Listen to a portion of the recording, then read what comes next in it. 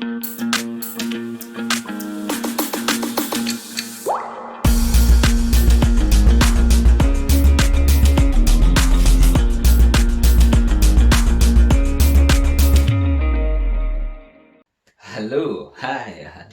welcome to GMA Talk, your most beloved, your most awesome favorite talk show right here on YouTube and your favorite social media platform out there.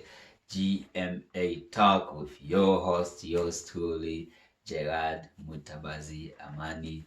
Thank you very much for always tuning in. Thank you for always watching. Please, if you have not done so, subscribe.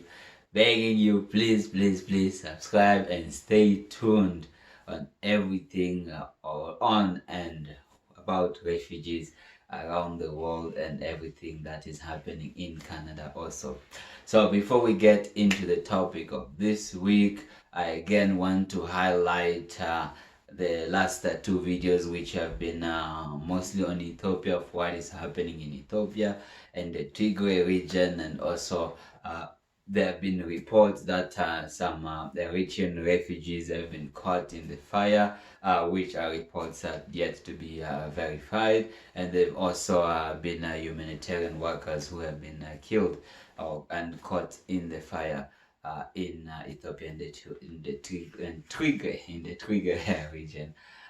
So if you haven't watched those videos, please go back. One of them is in terms of what is happening in Ethiopia, and then another one talks about the numbers of resettlement that has been taking place this year as a result of COVID-19, which also goes and highlight the conflicts which is happening in Ethiopia.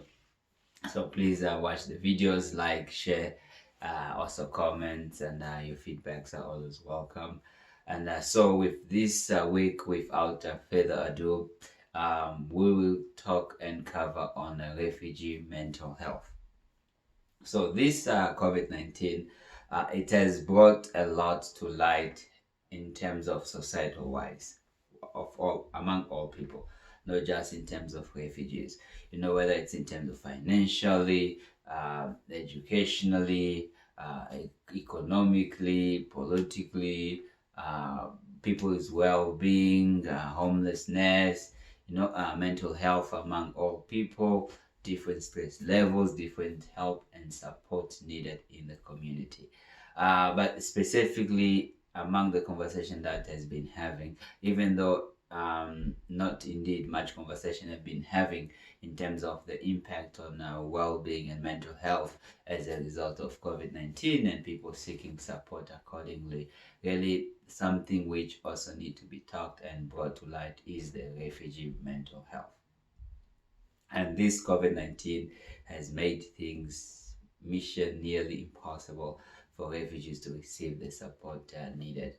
So first of all, when refugees run from the home country, usually they have seen family members killed, they've seen friends killed, they've seen people close to killed, or even themselves, maybe they were tortured, or they were threatened of being killed, or they saw people torture. As a result, their life was also in danger, and forced to flee and run their homes to seek refuge in a third country or nearby country.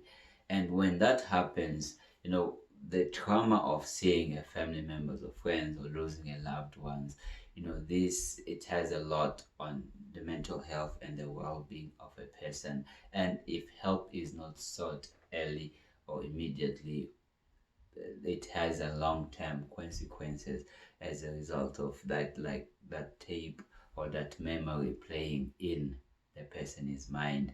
That tape and memory really at times, maybe people cannot sleep, people cannot think clearly, they have a stress levels, they have disorder levels, they have a trauma that is playing over and over again as a result of what they have witnessed, the slaughtering of mass people, the killings of the family, the burning of houses, the destroying of properties.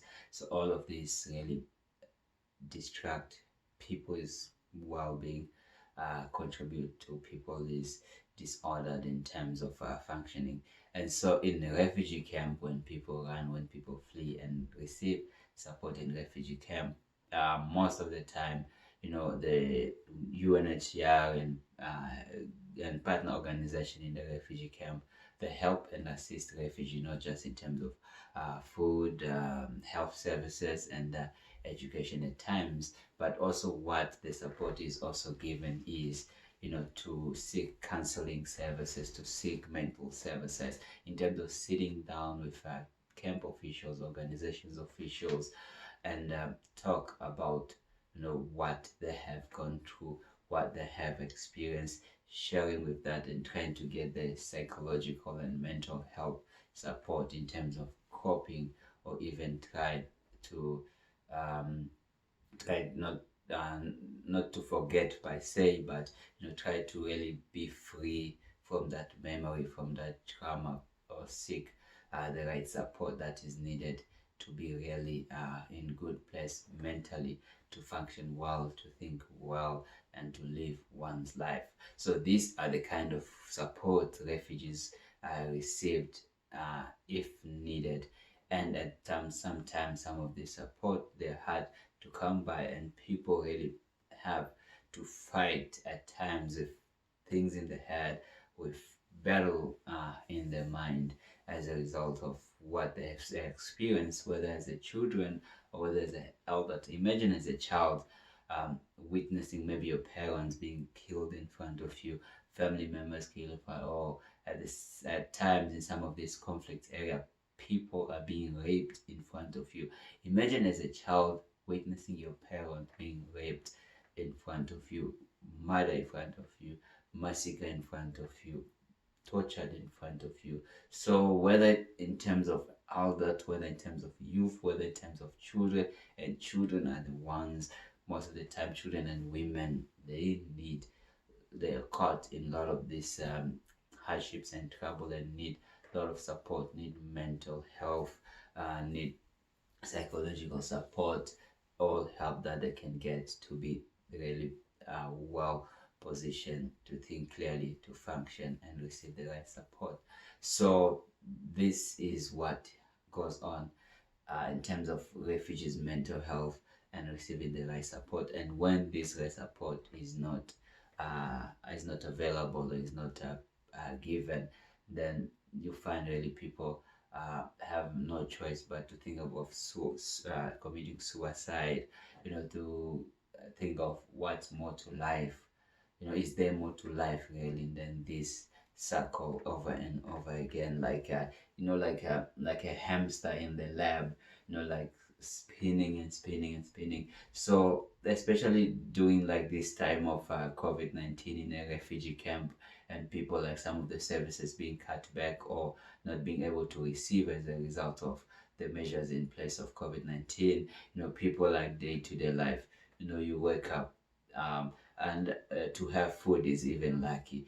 To have something to eat morning, day, night, or sometimes even just one time during the day, it's even hard, because of the support. At times it doesn't last for that long, which the organization expects. As a result, maybe the family might be bigger, or some of the support are just not adequately, so you have to really extremely manage and budget, sometimes not eating anything during the day and just eat something in the night. So with this kind of life, over and over again, the tape is playing in your mind, in your reality. That's what more to this life, that itself. So first of all, not even taking what you have already experienced, what you have already gone through, now the trauma and the psychological support that you already need as a result of witnessing or atrocity or killings or rape before. But now with this like new life which you are living in a camp, having nothing else, day night, you sleep, you eat if you're lucky, and then you just sit around, wonder what more to life is. You go to bed, you sleep, you wake up, you eat if there's anything, if you're lucky, and you wonder what is more to life, then go to bed. So on this really COVID-19, it has brought up this mental health. Uh, Refugees need more mental health now more than ever as a result of this COVID-19 and the things they've experienced in the past and the situations that they find themselves locked and interlocked in with no hope for a better tomorrow. So really, a lot of work needs to support refugees mentally to ensure their mental well-being, to ensure we are not losing people. And according to recent UNHCR report, there were attempted suicide among some refugees in Kenya and Uganda, and as a result of just it's too much to bear, too much to take. So hopefully, governments, organizations, host countries can really invest in mental health of refugees to seek the right, to offer the right support in order for people to prosper, in order for people to have a hope, in order for people to have a better tomorrow. So thank you very much. That will be in terms of this week's video, refugee mental health. Learn more about the issues and see really how you can support and help refugees in your community and around the world. And next week we will look at in terms of on some of the resettlement services, especially in during the COVID-19, how those even when refugees are resettled, especially during this COVID-19 with the isolation process, there's a lot of things that happen in terms of the psychologically and the mental well-being of refugees. So that's what we'll look. I will try to look at next week and hopefully have a guest join us again to talk more about the refugee mental health and well-being.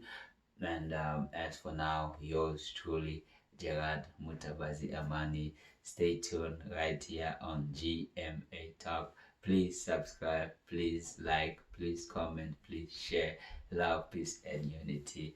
Support refugees, help refugees, learn about refugees, network with refugees, provide opportunities to refugees, and make accessible and easy to integrate for refugees. Thank you very much. Love, peace, and unity. Until next time, please don't forget to subscribe.